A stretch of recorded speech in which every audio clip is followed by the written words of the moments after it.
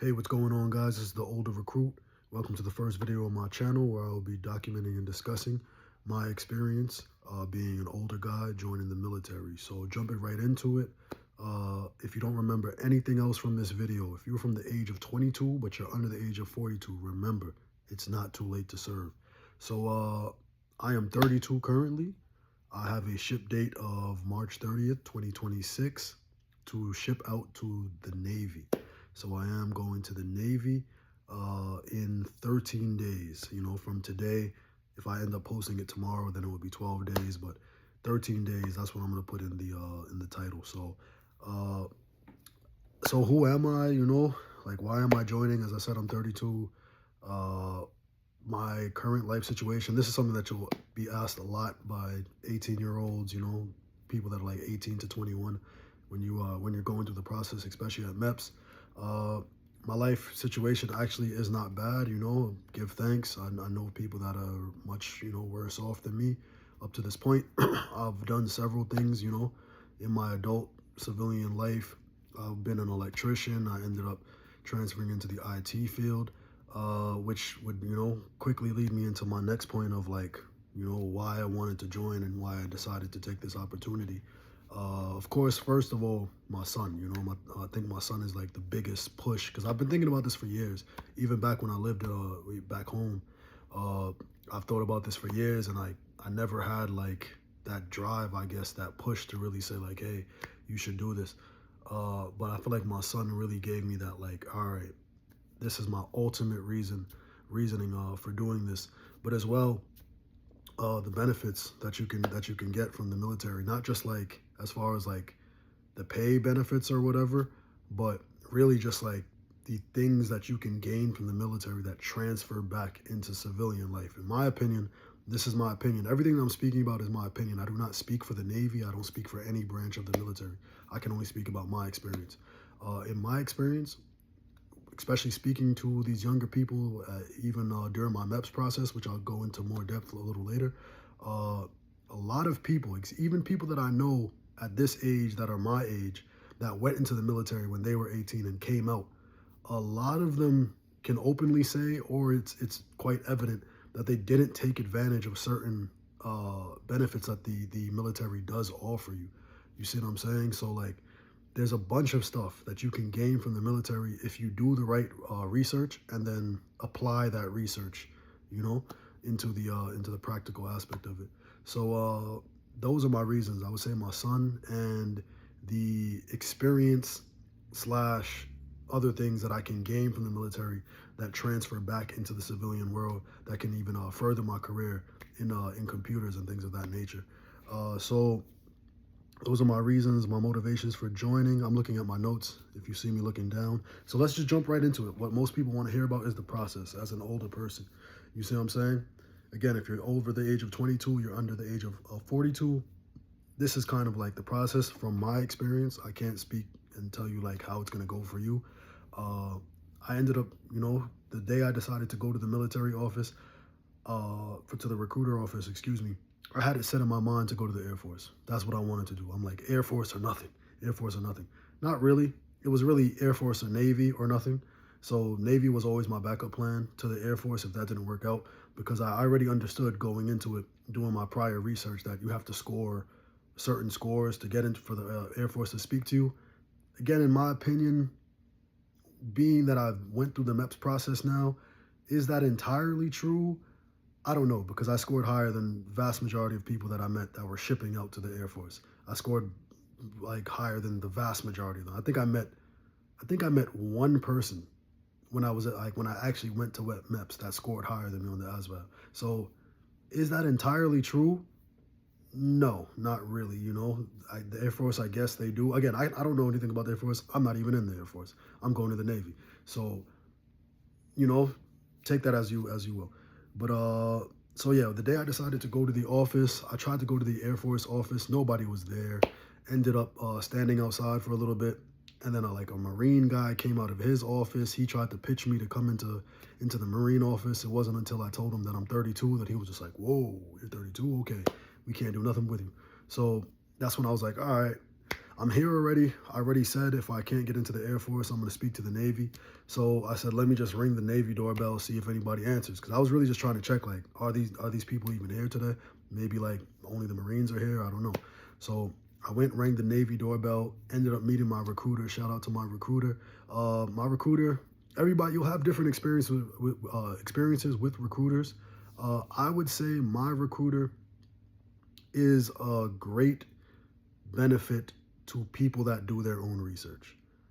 If you don't do your own research, you might not. If you have my recruiter, again, I'm not going to say his name. I'm not going to put him on blast or anything like that. But I think he's a good recruiter. But within a certain confine of, you being a person that does your research. If you don't do your own research, you might think he's a terrible recruiter because, that's just, I guess, his personality.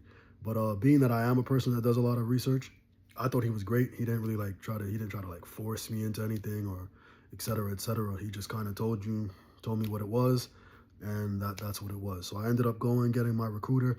I told him my life situation. I'm 32 years old, so of course, I have a full-time job. I was actually working 2 jobs at the time, so I didn't have a bunch of time on my hands. So because of that, he said, look, you can just take the PiCat. Take the PiCat here at the recruiting office, and then you have to go and do the PiCat confirm. So this is how I became familiar with this process in my experience. I ended up taking the PiCat confirm. Let me just retract. Let me just go backtrack a little bit. When I first did go into the Navy office, once I told them I was 32, they weren't all the way inspired. In my opinion, this is the vibe that I got. I'm not saying that this is exactly how they felt. They weren't all the way inspired to speak to me, I don't feel like, until I took the practice test. They're going to make you take a practice test if you go through this process. Once I took the practice test and I scored pretty good on the practice test, that's when it was just like, hey, sit down, man. Yeah, so you want to do this? So that's kind of how it was. Ended up, they said my recruiter said, yeah, you could take the PiCat.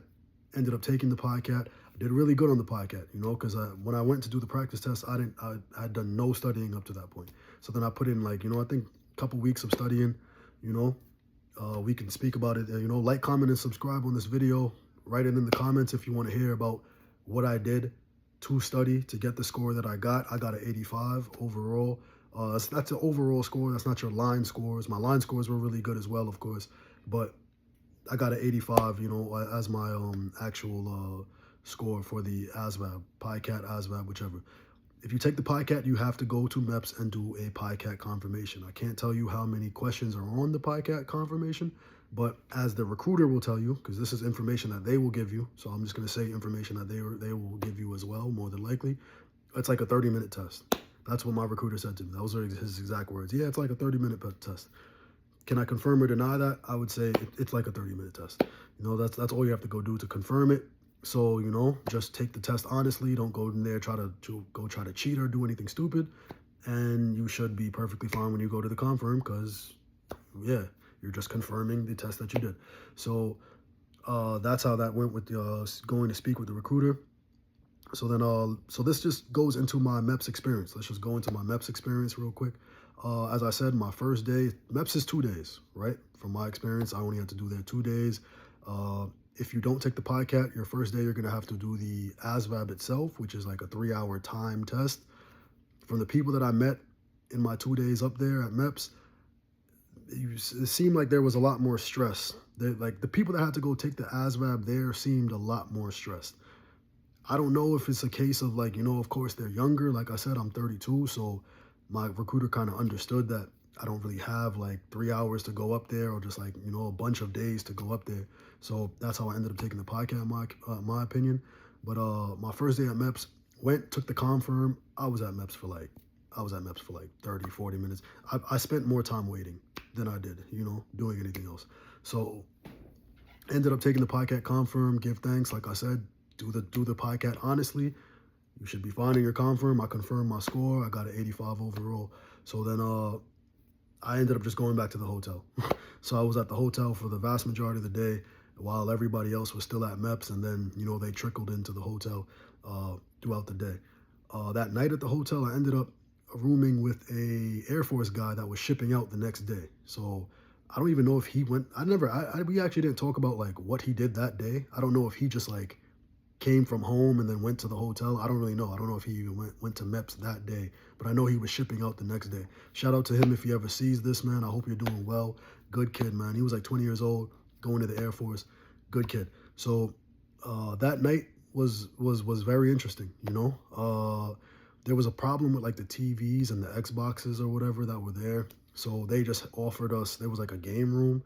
So we just played like board games, card games, Uno, all this stuff. If you know how to play spades and all that stuff. I ended up just playing chess for the vast majority of the night. I'm a chess guy. I was just playing chess, a bunch of chess. It was great. But the experience was very, I would say that like, it's funny, like in the civilian world, I feel like it takes much longer to make connections. Whereas I feel like because everybody there, no matter what branch they were going to, had that common goal of joining the military, it was just like you're meeting people and connecting with them like they knew you for years. Like it's like everybody's your cousin, like you've known them for years. It's just like, hey, what's up, man? Like, and you just, no matter who they are, where they came from, what walks of life, it was a cool experience. So the next morning, they wake you up pretty early, so also be responsible and get some sleep. Again, I'm an older guy as well. Again, older in the context of the military. I'm 32. I'm pretty young, but you'll see it. You'll see it. 18-year-olds they'll probably stay up longer than you will. You'll probably go to bed.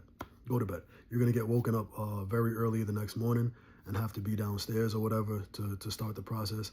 You get to MEPS really early, and that's when the whole process of MEPS starts for that second day. So that second day, of course, I had to do like the physical and that whole thing before you can get to the point of choosing your rate.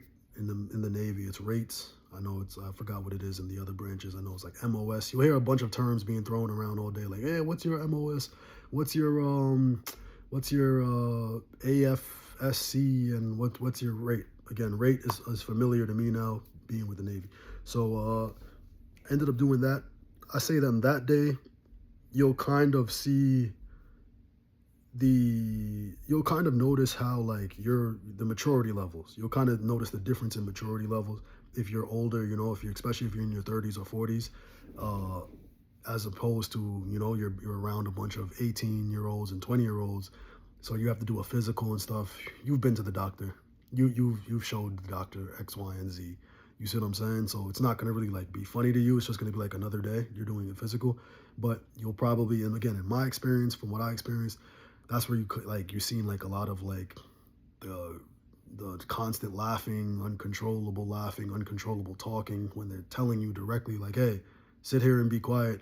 And then like, they just can't be quiet. So you'll kind of notice that stuff. That's what I noticed in my experience. I don't speak for the Navy. I don't speak for any branch. This is just my experience. So I went through that. I went through all of that. And then I ended up getting to the part where I can go and choose my rate.